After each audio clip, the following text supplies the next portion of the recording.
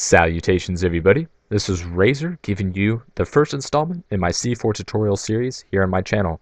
It is no secret that I believe that the C4 is the best equipment in Call of Duty, as I've stated in numerous commentaries in both Black Ops and Modern Warfare 3. It is with my belief that if you follow my tips and follow how to use this equipment properly, that you'll be able to step your game up and find out that the C4 does surpass the throwing knife, frag grenade, Simtex, claymore, and bouncing betty in a multitude of instances, and give it a great advantage and will be able to give you the best way to step up your game, increase your KD, win more games, and have much more enjoyable experience in Modern Warfare 3.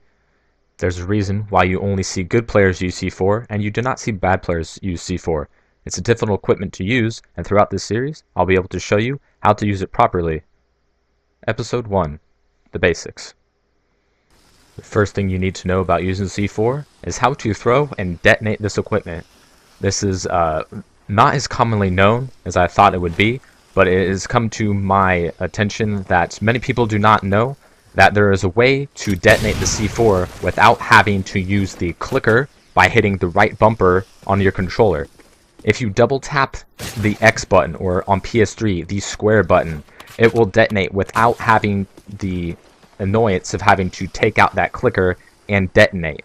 It will explode a lot faster and will give you much more freedom, leaving you unarmed at a shorter amount of time, and be able to maximize the effectiveness of this equipment.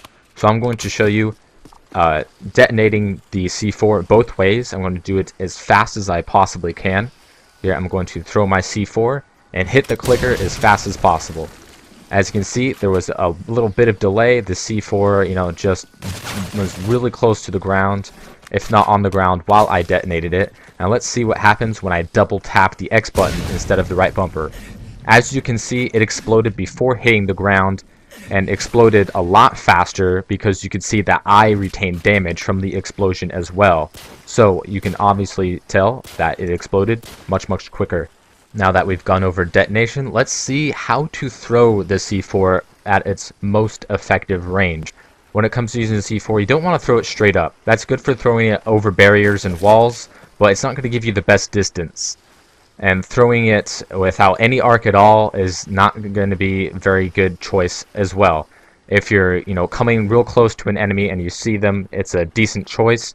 But the best decision for you to make is to throw this puppy at a 45-degree angle, similar to the angle that you'd be shooting down air support with your Stinger missile. And see, I'm just showing you how high you can really get this guy without while being flat-footed. And as you can see, without any arc at all, it doesn't go much further.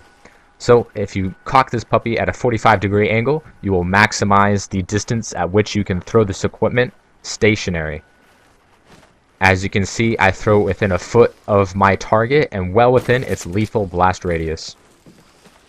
So now I'm going to show you how to maximize the range at which you can throw the C4.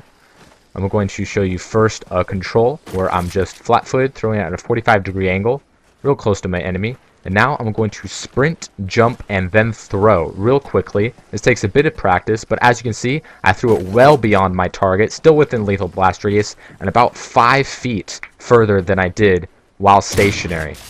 So, as you can see, at this range, my shotgun will be ineffective. A pistol or machine pistol will be also very ineffective once up against an assault rifle or SMG that your camping enemy will be using.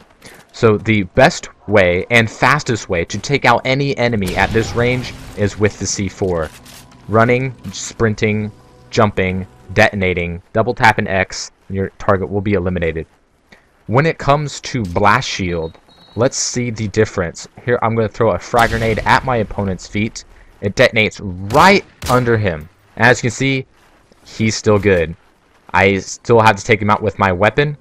But let's see what the C4 does. Does the C4 have an advantage over the blast shield when it comes to the frags or the Simtex? So I'm going to go ahead and toss my C4 rather close to my enemy, just like the frag grenade. And as you're going to be able to tell, as I detonate, he is not going to be a very good match. for the C4. As you see, the C4, it does not matter if you have Blast Shield. It's a crappy perk anyway, but if you find getting hit markers with frags and Simtex annoying, the C4 will give you the advantage. Next, we're going to be going over Riot Shields. These guys can be rather annoying and very difficult to kill. Stuns and flashes, running up and knifing them is rather risky. Shooting them can be rather ineffective. They'll push you and hit you, and when 2 hits, you're going to be dead. If they're crouching and you can't get their feet, these can be rather difficult targets. But C4, you can easily chuck it behind them or next to them, detonate it, and take them out with the easiest way possible. And as you can see, I'm going to tell my friend here to go ahead and hide in the corner. If someone, is like in Team Defender, they have the flag, they're in the corner, or if they're holding down position or carrying the bomb or something, and you want to kill this guy in a corner, there's really no primary weapon that's going to be helping you out. He's in a corner with that blast shield covered up. He's kneeling down. No bullets are going to be able to touch this guy. Shotguns, LMGs, assault rifles, ineffective. C4, chuck it. It's going to go right beyond him on his head, and he's going to die. Next up, we're going to go over panic C4ing. To C4 veterans, this is a very useful tool, and it takes a little bit of practice and use of the C4 to realize how to do this properly. Sometimes you're going to find someone camping. Either you got killed by them or they show up by the radar, and they're camping in a spot in which your gun is not going to be a very good tool, and you figure that the C4 will be the best way to knock out someone camping behind these barrels, as an example. You're gonna anticipate him being in this position, but once you run into this building and he is not where you expect him to be, this can be problematic. So as you can see, I spotted him way too fast for me to react in time in order to whip out my gun, and instead of leaving myself unarmed, I detonated it right in front of myself, killing him and me, giving a net 0 of 0. So it's best to kill yourself and the enemy than just getting yourself killed. So I hope you guys enjoyed this first episode of my C4 tutorial.